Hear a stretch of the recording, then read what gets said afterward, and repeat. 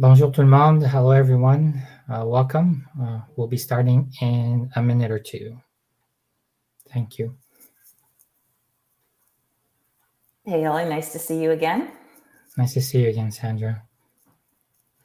Are you getting the same weather I am? It's still a little chilly, but the sun is out today, so can't complain. After a couple of days of rain. It's supposed to warm up and get up to double digits this coming week, so looking forward to that. It's been a little delayed this year, it feels like, with us being already into May and still in the low digits with respect to the temperatures outside. So yeah, definitely. I still have my garden I need to get into. I'm working outside and I got a lot of work ahead of me.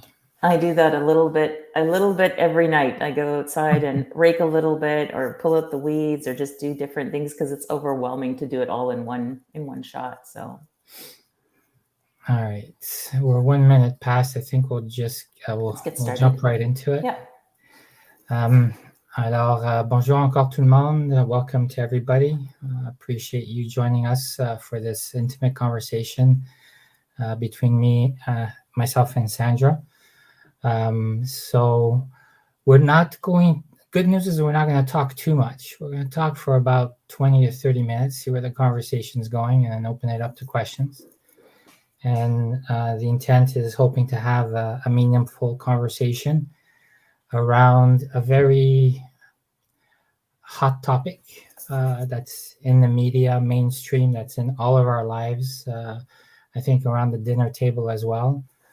So we are talking here today about flexible workspace, return to office, and how we're transforming from a society that the employer tells us where we need to work to one where the employee is starting to gain the momentum to say where I would like to work.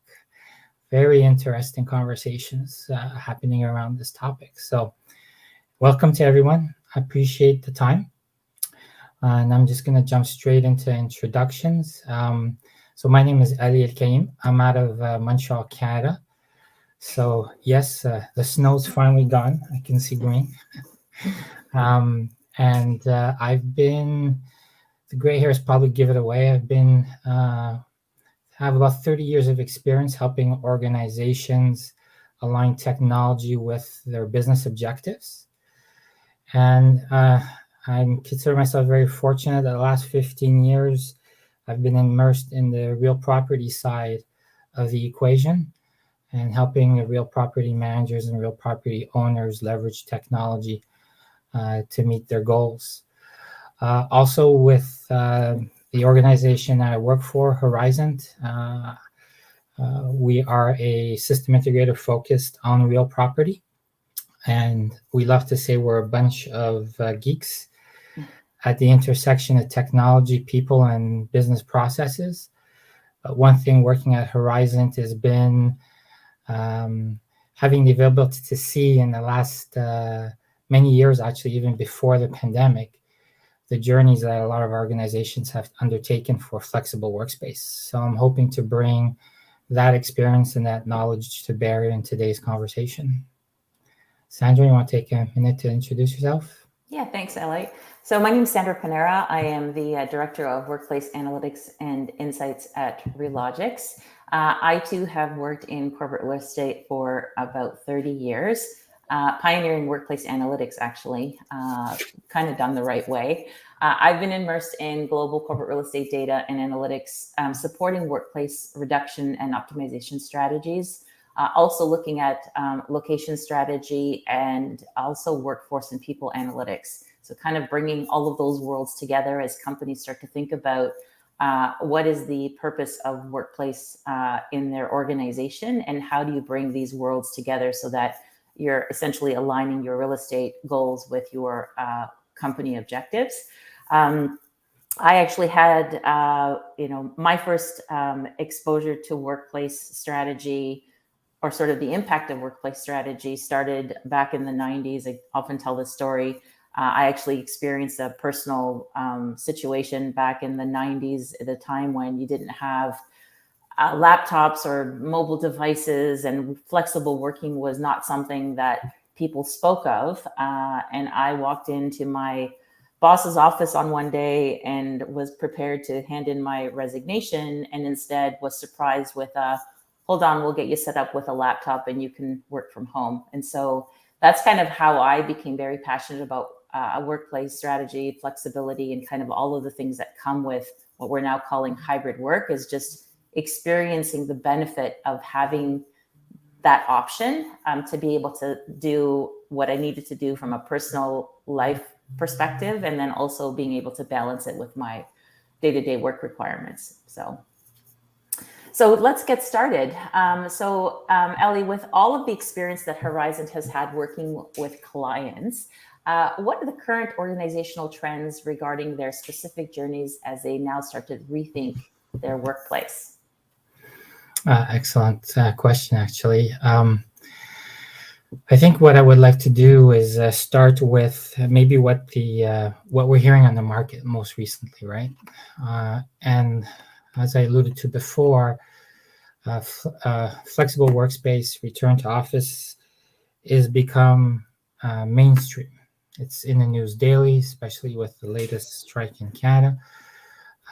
It's become absolutely mainstream. And to support that, there's a lot of well-known research firms out there.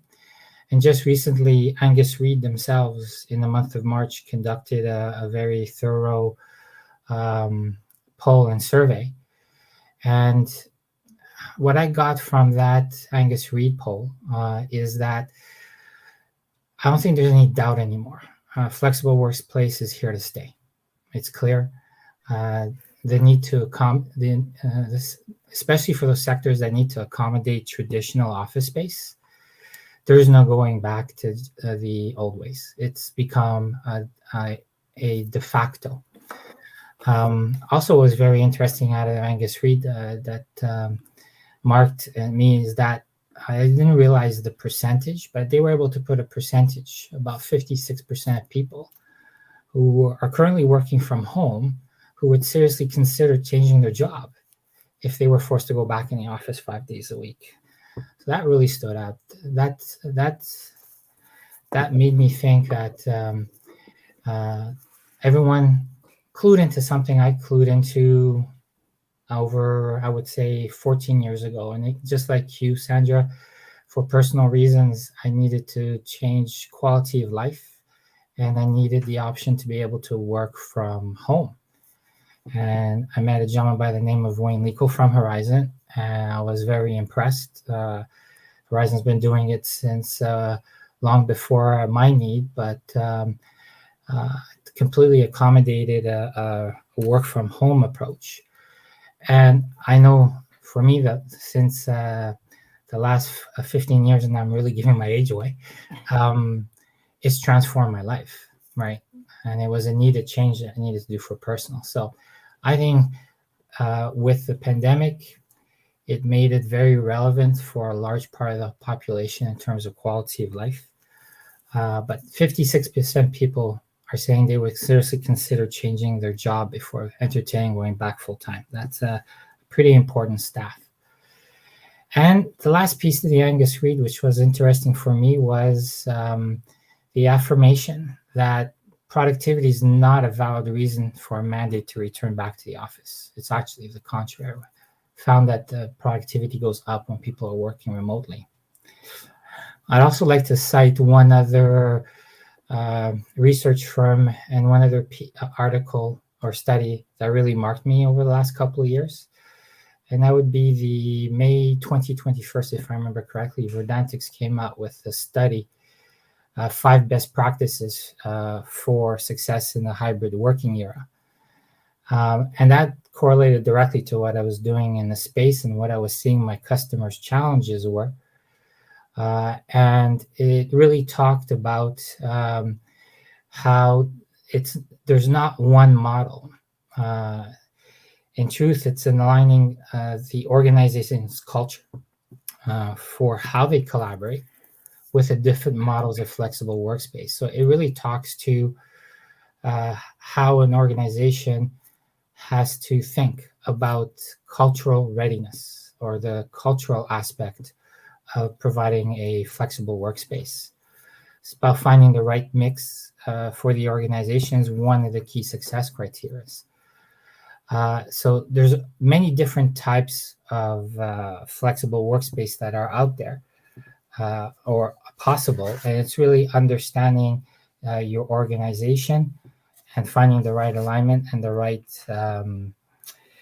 product mix, if I can use those words, in terms of having an office-centric space, space that's remote-centric, or do you have a split workforce and understanding how that split exists.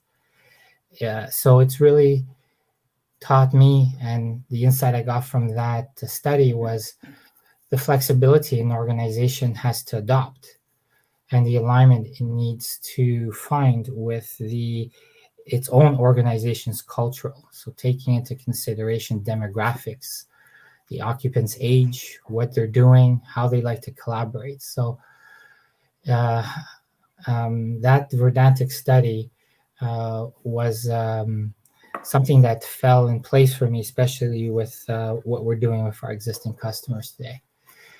But I know I'm not here to talk about market and what they're saying, but really to share what we've gleaned and learned through the many experiences our customers have deployed flexible workspace, leveraging technology, such technology that we support.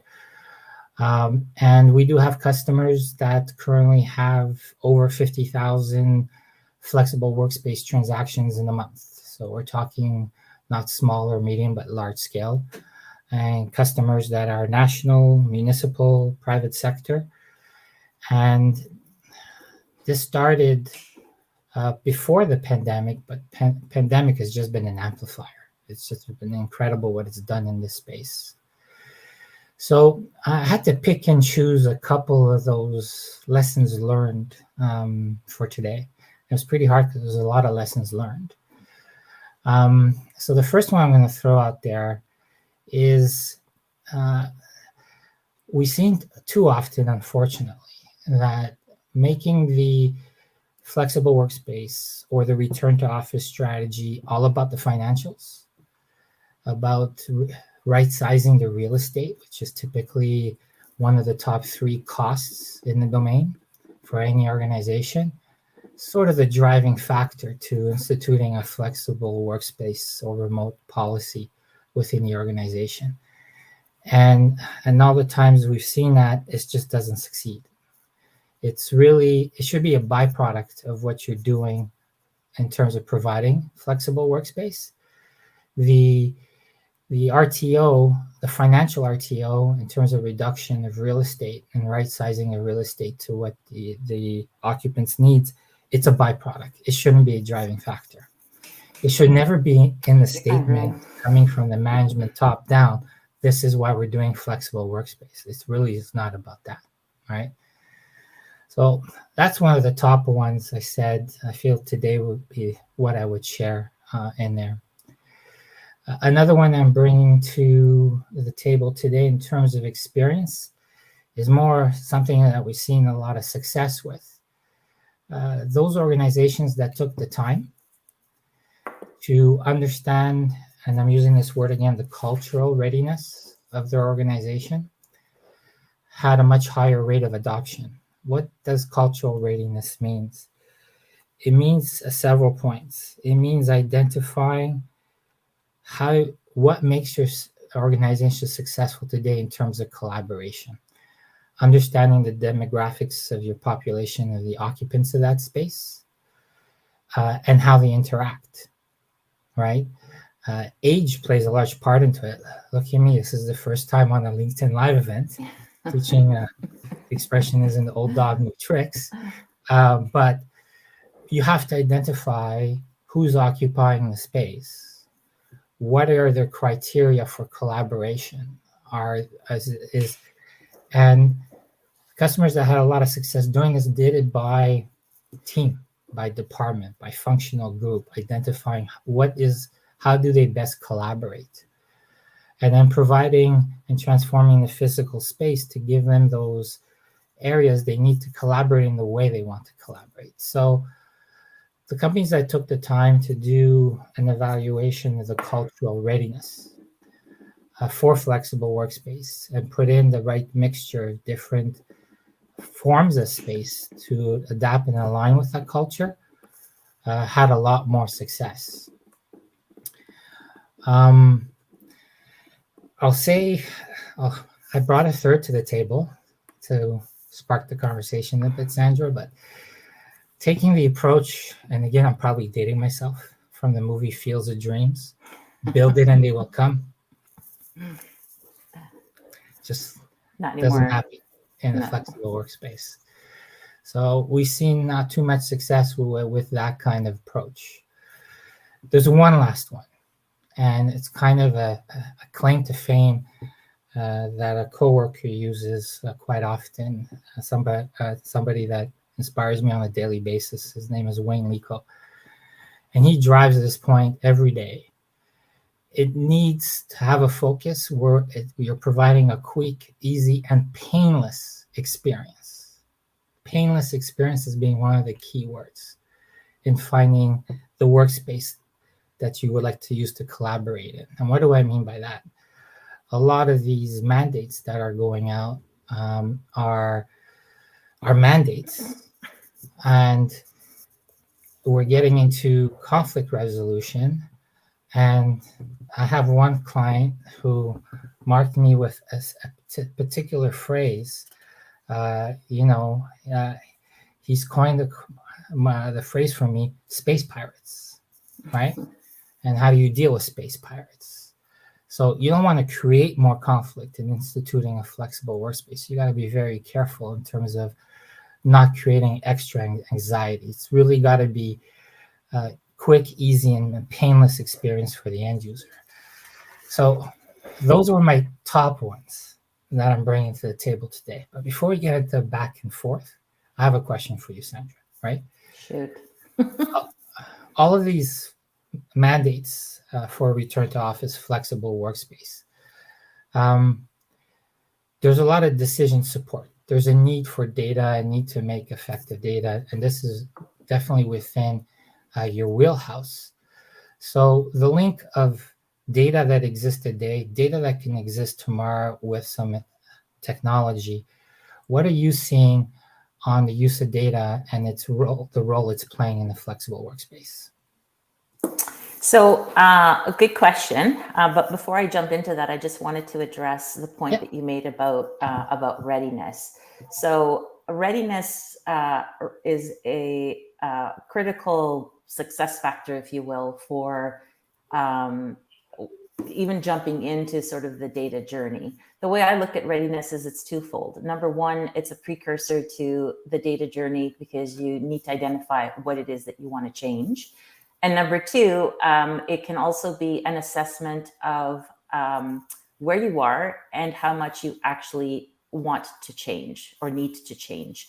And it's really important to kind of know that, because if you don't know what you want to change, your data journey is going to be misguided potentially. You don't really sort of have that North Star of, how do you sort of look at information in a way to either prove or disprove a theory, because a lot of times there's theories in organizations that are going around and there's really nothing to sort of support whether there's truth or not to it. So it's really, really important to understand what are your objectives, because that's really going to set the stage for the data journey that you're about to embark on. When it comes to the data itself, usually what companies will do is they'll want to kind of baseline where they are. So as I was saying before, is the readiness factor is, you might have an idea in your head. Let's take, for example, return to office mandates, kind of those things to say something's being put out there and there's an expectation tied to a mandate. So whether you need to come back to the office 3 days a week, 4 days a week, whatever the case might be. And so if there's a problem or not, and you're just basically interested in what's actually occurring, you then want to basically say, okay, how do I get at this information to understand where are we right now?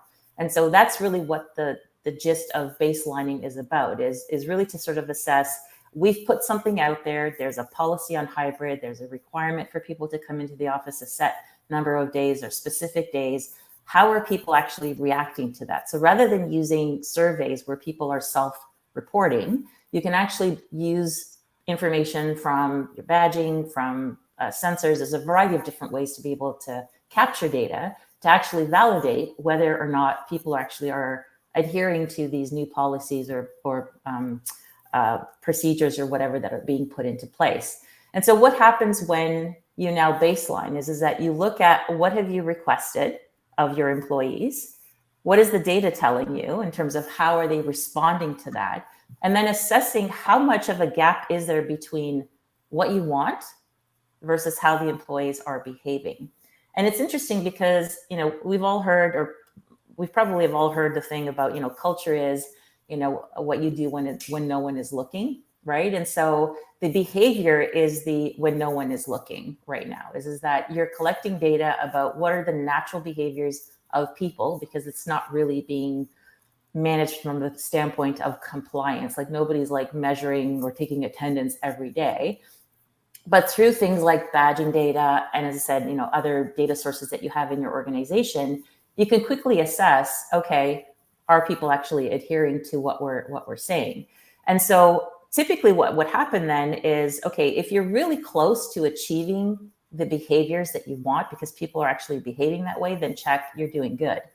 If you're not, however, then you want to assess how much of a gap is there, because that gap is going to basically guide you in terms of which direction do you want to go in, and ultimately how much change are you prepared to go after within your organization. The wider the gap, the harder it is to get people to change, because what you want to do is you want to align to the preferred behavior that's being demonstrated by the employees, right? And so what we're seeing right now is really sort of that they often refer to it as this sort of tug of war between employer and employee, where the employer is pushing for something, the employee is pushing for something completely opposite, and then there's no meeting in the middle. And so then it becomes a question of, well, how do you compromise? And again, that becomes part of the data journey to understand, okay, of the people that are coming into the office or not coming into the office, you want to understand of the people that are coming in, what spaces are they gravitating to, why are they there? And then likewise, the people who are not coming into the office,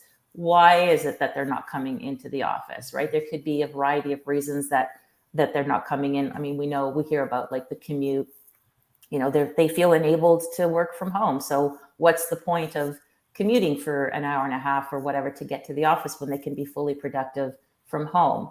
And so as you start to think about that, the underlying point to all of this is really about alignment. So if you think about your company, what is its mission? What are its values? You want to look at, are the behaviors supporting the mission and values of your organization or not?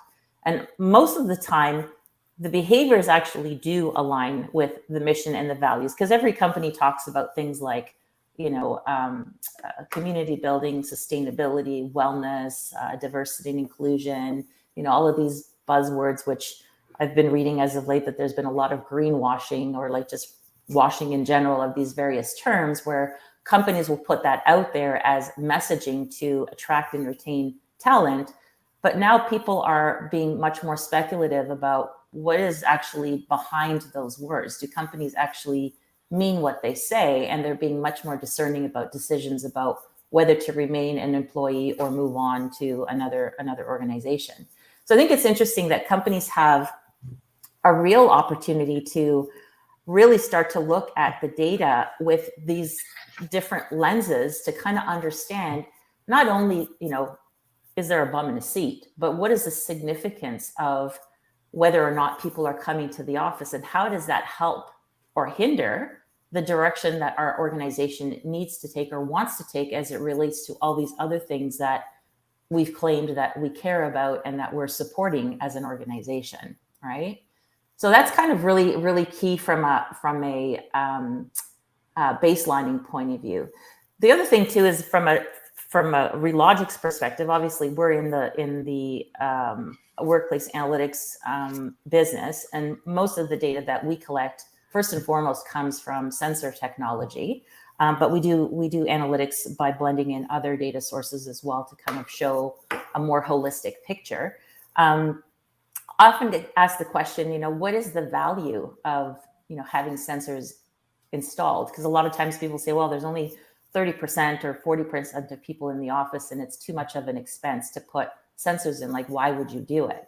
And the main reason is the speed to insights. So if you're doing manual data collection, you're going to be spending a lot more time waiting for the trends to evolve. And unfortunately, right now, we don't really have that much time because time is money. I mean, it's always been the case, but now I think there's way more urgency today than there ever has been in the past. And so if you're looking for a way to baseline, get really, really good information quickly, sensors is the way to do it, because it's going to give you a level of granularity that you can't get any other way. And the best thing out of all of it is it's real. It's based on real behavior that can't be disputed, right? Yeah, and I have to agree in terms of key value proposition. I don't think organizers have yet to come to fully understand the speed to insight. I like the way you said that, right? But leveraging technology to give you that speed also allows you to become very adaptable to the trends and what is happening within that physical space.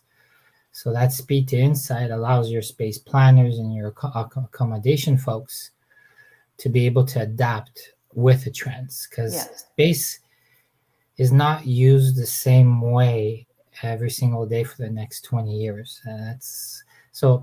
There are trends in occupancy and how that space is being used. So very good points. I mean, the speed to insight, and yes, it's real, right? You can't beat an input or an output from a sensor, but it's really that speed of insight, and it brings all that adaptability and flexibility. So yeah.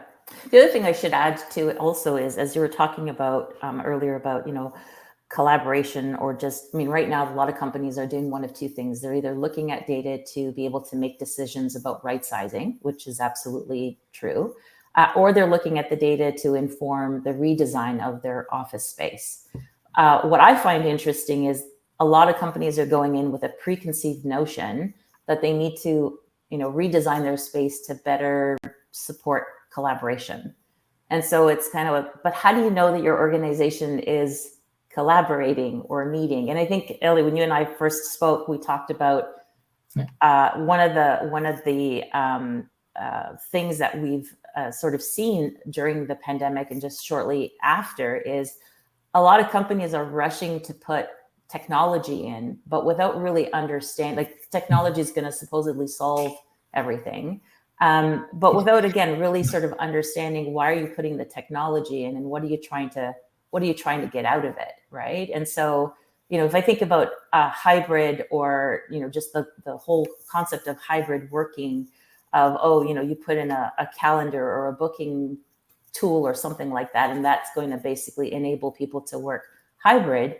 It's a lot more involved than that, and you need to understand what is it that you're trying to solve for, because it's not just a matter of applying technology without really knowing what is the problem, or what is the anticipated problem that you're trying to solve for, and therefore look to technology to enable that, right? Right. We definitely have two technology folks on this call, me and you, and we're both saying the same thing. Technology doesn't give you a flexible workspace success story. It definitely is a combination of different factors, and nothing more important than understanding how the occupants need to collaborate.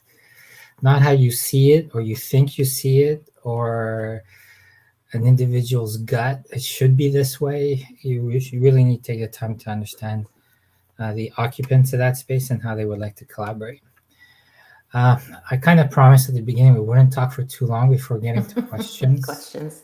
So let's turn to Monica. I'm not sure. Monica's behind the scenes. She's our organizer behind all of this. Do we have any questions?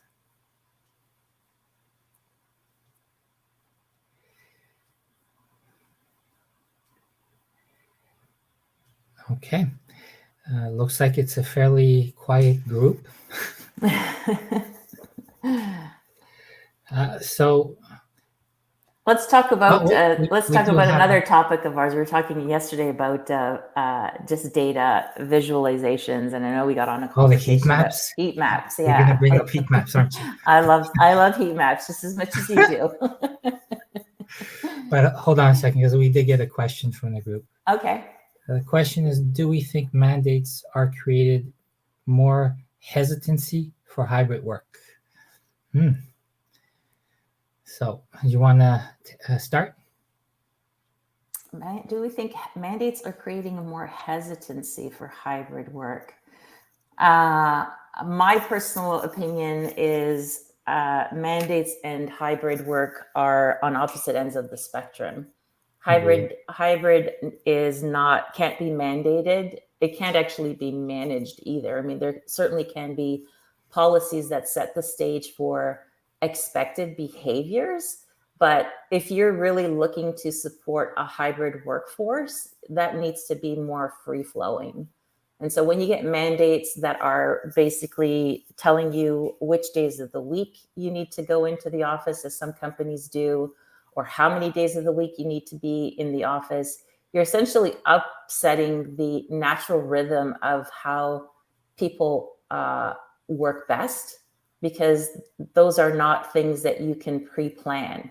And it's based on whatever it is that's happening. It's actually quite interesting. We've had several conversations with whether it's friends or even just companies where they're looking at, for example, their booking data, and they know that there's an expected number of people to come into the office, and then some people will come in and realize that the people that they were supposed to meet with didn't come in that day, right? So as you were saying before about like the experience, it's absolutely important. Does a tool like that, guarantee a great experience? Absolutely not. But so does the same can be said about mandates, is that the decision of whether you are actually going to follow through usually doesn't happen until the day of, because there's other factors that play into whether or not you go to the office. And I think that that's true more so now, because you can fall back on the technology tools that you have, that you've been using for the last 3 years, to be able to meet with people virtually rather than do the commute to go to the office. Yeah. I think what I'll add to this question, and hopefully it doesn't get me in trouble, but too often there's mandates and without the thought process behind what are the actual benefits. A mandate for the sake of a mandate of how things have been done in the past, right? An expectation. So part of the question was, and how does it take away from potential benefits? Well, a mandate just for the sake of a mandate is never going to give you the level of benefits you're really expecting out of this, even if it is just the financial ROI. You need adoption. You want to enable the workforce or the occupants. You want them to come in because it's easy, it's painless, and it gets them what they need. So a mandate for the sake of a mandate can never support that. I've never seen that work to date. So mandates and how they're presented, how they're communicated. To answer the question, it could take away from the potential benefits, because it could be seen as just inflexible, I guess is the word that comes to my mind. Tough word. Yeah. I might get in trouble for that, but anyways.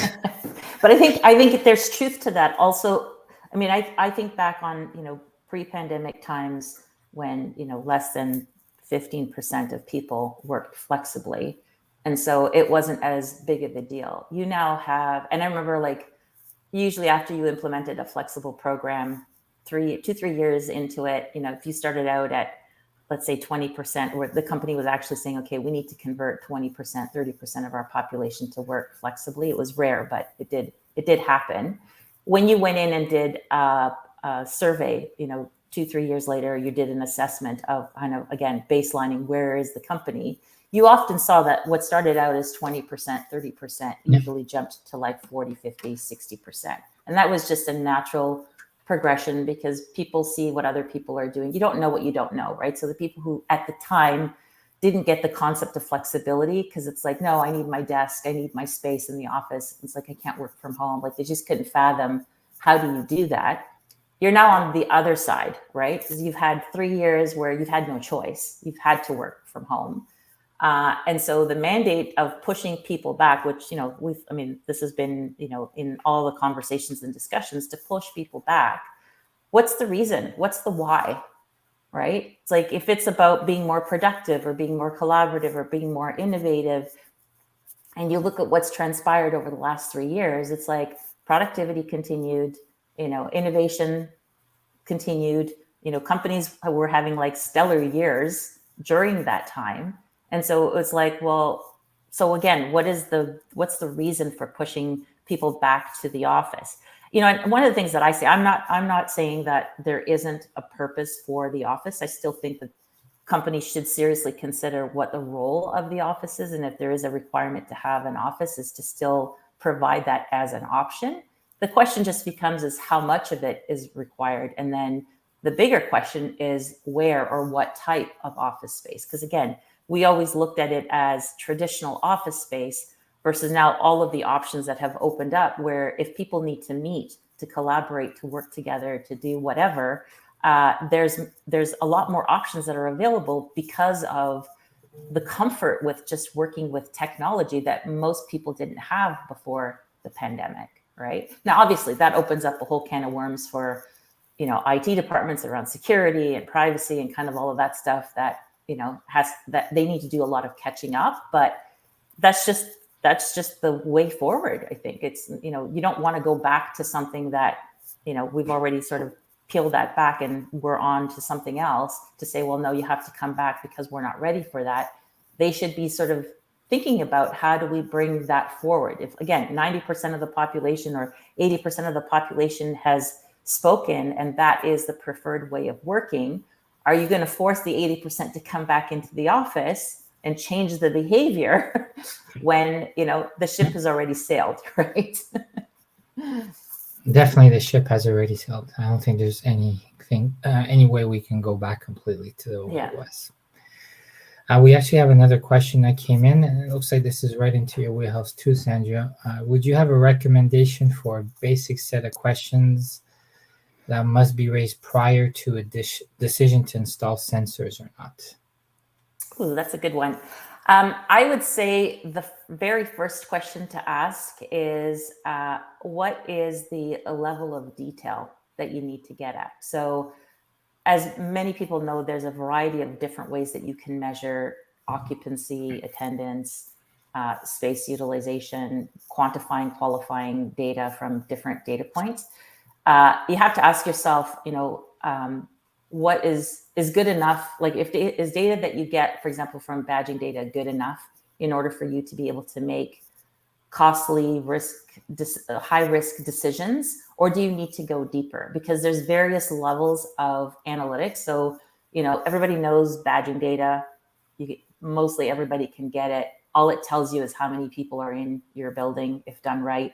You might be able to get a sense of how many people are visiting multiple buildings or are traveling between floors in your building. Again, it depends on how your system is set up. Same thing with Wi-Fi. It kind of places people in the building on a floor.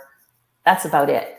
If, however, you're looking at doing like a furniture change or a redesign of your space, or you're trying to understand the why people are coming into the office and validating, not necessarily going based off of opinion, the sensor data is what's going to tell you precisely. So if you're looking for accuracy and precision to basically inform a costly decision like redesigning your space, bringing in new furniture, changing out designs, maybe collapsing floors, that kind of thing, you want to know that level of detail so that you're not over provisioning, and likewise, you're not under provisioning for space. So the key would be, how much detail do you need to get at? Do you need to get right at the seat level?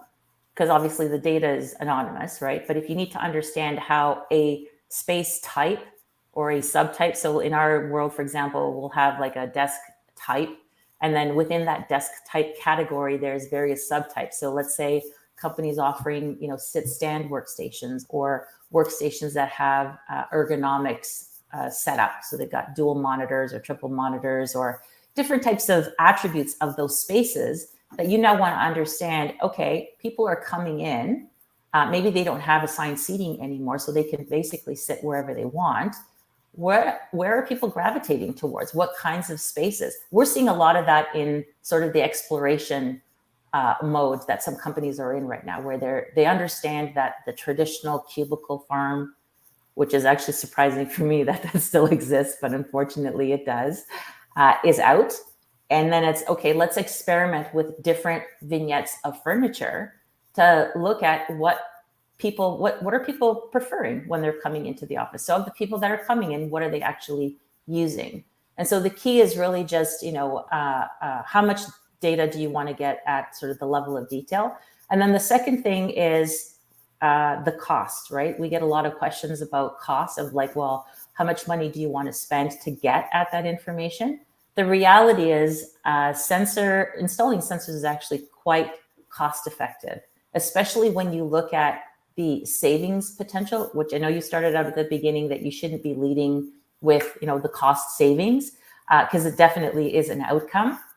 It's almost guaranteed. I mean, in all the years that I've been doing it, I've never, ever seen a company that actually didn't achieve a significant amount of cost savings. And in fact, I've done some of the math. It's usually the cost of implementing sensor technology is well under 2% of the total cost, the total savings that you can achieve.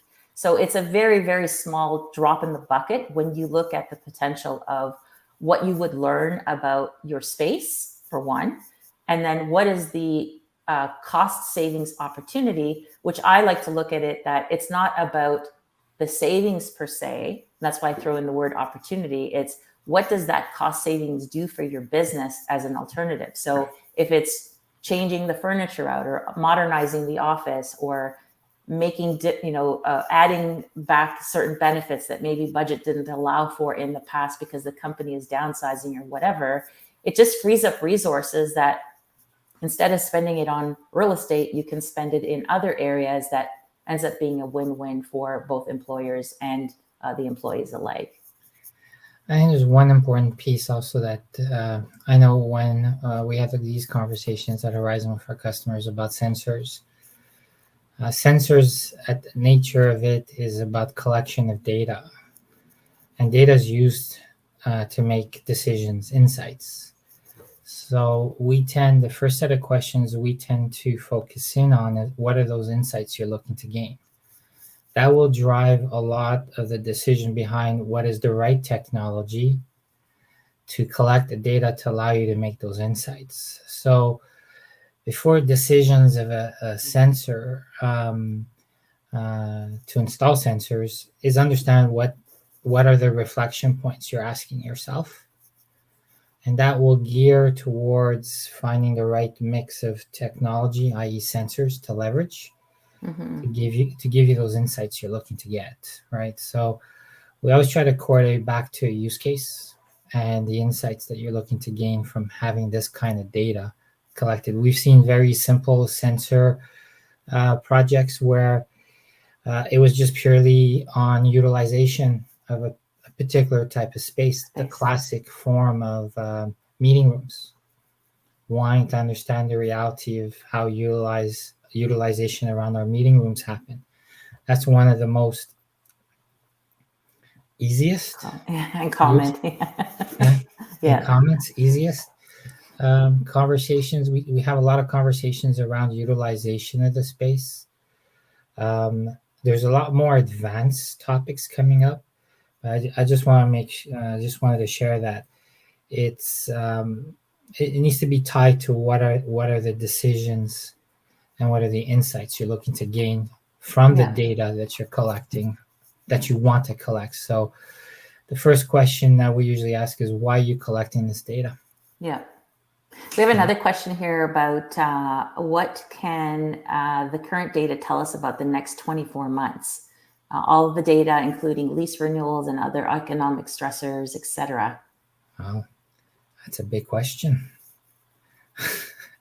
I think it can tell you a lot. I mean, I know from personal experience, if you're just looking at badging data on its own, or booking data or survey data on its own, it's going to tell you something. It's very right now kind of data. When you start looking at the blending of data, so bringing various data sources together, specifically bringing in your workforce data to understand the attributes of your workforce. So things like what's the tenure, the age, job function, job families, the hierarchy of the reporting hierarchy. You can perform commute analyses to really understand the correlation between office use and the attributes of the user. You can learn a lot about how you should be planning for space in the future. And so if you're looking 24 months out, you start to look at the data and you start to see patterns based on different segments within the organization, and the correlation between those is to say, okay, you might, and every company is going to be different. Like you can't make an assumption for a specific generational group or tenure group, because the makeup of every company is going to be different. But it certainly begs the question around, who are you planning for, right? So when you start to understand who are the people that are coming to the office, even with these return to office mandates, right, is that you're not going to get everybody that's going to come back, but there are going to be a percentage of people in your workforce who are coming back. What you want to understand is what percentage of those people are repeat users, so they're there more frequently than the ones that come in less frequently. What is it about those specific users that potentially brings them back to the office every day? And then when you think about, okay, as we hire new people into the organization, do we need to cater more so to those types of people and build a space to accommodate those types of people, right? So that's one thing. With respect to the lease, same thing. If you blend the data in with your leasing information, you can quickly understand and actually build a strategy based on your lease expiry date. So you want to build a plan for the next 3 years. Show me the buildings that have, occupancy of less than X percent or more than X percent, maybe in the same metro area. You can isolate specific areas and quickly identify where you need to put your focus in the next 3 years, because those leases are coming due. We all know that decommissioning takes at least a year and a half, if not longer, for you to sort of figure things out. And you have to give notice usually 6 months prior. So, 3 years is, for us in the real estate world, is just around the corner, right? If you're looking at leases that are expiring in the next 3 years. So you're probably already looking at leases that are expiring in the next 5 years, just to give you time to get organized around it. Okay. I'll add one point to this, because we see this often.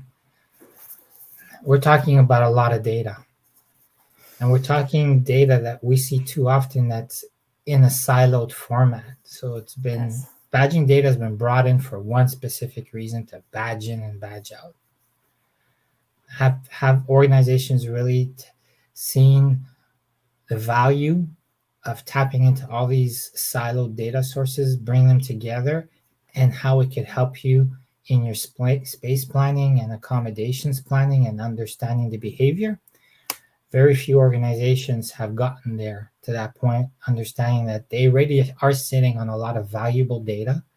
It's a matter of aggregating it together and giving it access to the facilities accommodations team, which I think will be pretty surprising to a lot of organizations of what kind of insights they can pull out from that data. So don't be afraid to take silo data and leverage technology and combine it and bring it together and put it in front of your space accommodation folks.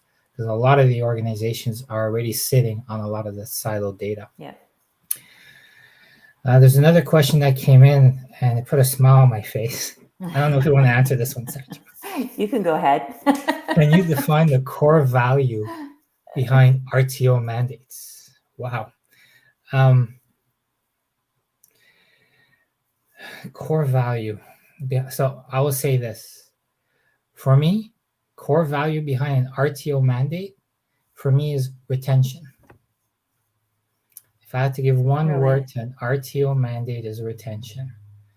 It's about understanding the occupants and providing them what is now being demanded by space accommodation teams and space planners out there and the owners of this space, a space that provides them with a flexible workspace that provides them the quality of life they're looking for.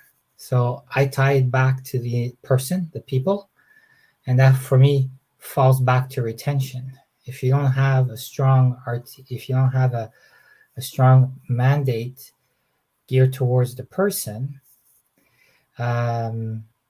so maybe I'm answering it differently than you were expecting, but the core value should be for me is retention, and that'll drive all the other points about having the right type of space, accommodating the right type of flexibility. If the question is, come back to the office, old school, no, I don't really have core value for the old way of doing it. Yeah. But the return to office mandate has a lot of value as long as you take into account the quality of life factor and it ties into retention. Yeah, I think hopefully I explained that properly. Yeah, no, I think that the part that throws me is the word mandate, because that's kind of the piece that pretty value harsh, and harsh mandate word. sort of seems to be on, as I said, on opposite ends of the spectrum. I think personally that the core value, at least from what's being said, in the marketplace, is this belief that you need to be together in order to collaborate effectively, to build relationships, to solidify relationships. And I think that there's truth to that. I mean, it doesn't necessarily mean that it's better. It's just a different method. And so this is the thing is that it's not an either or situation. It's a matter of giving options. And the options aren't, hey, today is an all hands on deck meeting and everybody needs to be in the office for this meeting, whatever, to collaborate, because that has happened in the past, even in organizations that were partially flex, is that, at least 4 times a year, quarterly, for quarterly meetings or whatever frequency, there's in-person meetings that you are required to be there in person. And people still question it. It's like, well, why? Right? It's like, I could be working with a team that's located in another state or another province, and I can just dial in remotely. Like, I'm going to come in for 2 hours and then what? Work virtually for the rest of the day versus. So again, it's that time management piece that I think comes into it. So I think that it's that thing of the core value, but it goes back to what we were talking before is, what is that value based on? Right? Is it based on a hunch? Is it based on a belief that's unfounded? Like, you need to really understand, is there a difference? I'll give you a quick story / example. I worked at a company that used to, we were doing some analysis. I was doing some pretty deep analysis. And I remember hearing many times as I was walking around the hallways that there was this belief that if your manager was in the same city as the employee tended to come into the office more often and therefore was more productive. And I kept hearing this over and over and over again. And I was like, I don't think that that's true. So I went back and I said, okay, let's see what kind of data we can let's just look at if there's significance in that. And sure enough, so we basically, this was pre-sensor days. So we mapped sensor data, card access data to HR data. So we had the hierarchy of who reported to who. The badge data had the people information. And we were able to look at, based on where the manager was located. So were they in the same city as their employees and therefore coming into the same office on the same days? Or were they in different places that it was impossible for them to be in the same office? So we disproved the fact that the people who were in the same city came into the office more, because that just wasn't true.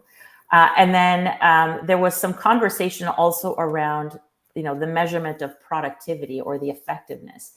And that really came down to looking at the real measurement, validated measurement of performance, employee performance, which is your annual review score, right? You looked at the annual review score of people, and that one was a bit tricky because it had to remain anonymous, but we were able to basically blend that data in sort of the background with the help of IT and basically illustrate just anonymously that it wasn't true. And so again, these are just things that people will think of because it seems to make logical sense. But in reality, when you look at the data, you can very easily prove or disprove to kind of say, okay, that's not the case. And therefore it's not a reason to push people back to the office, right? So yeah, it's quite amazing the kind of stuff that you can do when you actually look at the data and you know exactly what it is that you're looking for. So I know we're coming up to the top of the hour, Sandra. I apologize we didn't get into heat maps, so we didn't finish our conversation yesterday. But for everyone that is on this LinkedIn live event, the conversation does get to continue on LinkedIn. So the questions we were not able to get to, we will absolutely get them to them on the chat. And I think I'll say at this point in time, Sandra, always a pleasure. And I know you're fortunate enough to be having some time off soon, so enjoy. Thank you. And again, thank you very much for joining today and having this conversation. And thank you for everyone who's participated in the live event and for all the great questions. Thanks, Eli. All right. Talk to you soon, Sandra. Thanks. Bye, everyone. Take care, everyone. Thank you.